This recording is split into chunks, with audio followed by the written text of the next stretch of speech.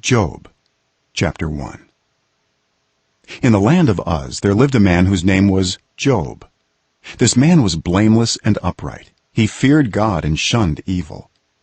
He had 7 sons and 3 daughters, and he owned 7,000 sheep, 3,000 camels, 500 yoke of oxen, and 500 donkeys, and had a large number of servants.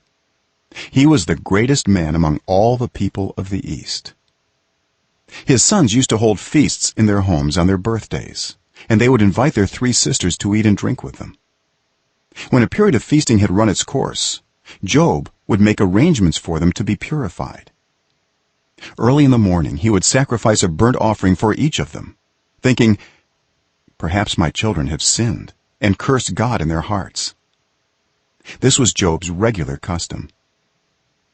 One day the angels came to present themselves before the Lord, and Satan also came with them. The Lord said to Satan, "Where have you come from?" Satan answered the Lord, "From roaming throughout the earth, going back and forth on it." Then the Lord said to Satan, "Have you considered my servant Job? There is no one on earth like him. He is blameless and upright, a man who fears God and shuns evil."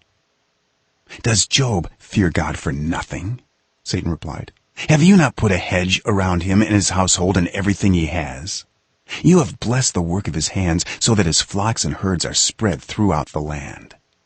But now stretch out your hand and strike everything he has, and he will surely curse you to your face."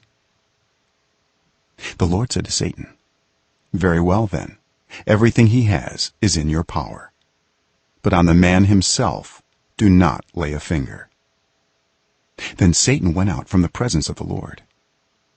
One day when Job's sons and daughters were feasting and drinking wine at the oldest brother's house, a messenger came to Job and said, "The oxen were plowing and the donkeys were grazing nearby, and the Sabaeans attacked and made off with them. They put the servants to the sword, and I am the only one who has escaped to tell you." While he was still speaking, another messenger came and said, "The fire of God fell from the heavens and burned up the sheep and the servants, and I am the only one who has escaped to tell you." While he was still speaking, another messenger came and said, "The Chaldeans formed 3 raiding parties and swept down on your camels and made off with them. They put the servants to the sword, and I am the only one who has escaped to tell you." While he was still speaking, yet another messenger came and said, "Your sons and daughters were feasting and drinking wine at the oldest brother's house, when suddenly a mighty wind swept in from the desert and struck the 4 corners of the house. It collapsed on them, and they are dead, and I am the only one who has escaped to tell you."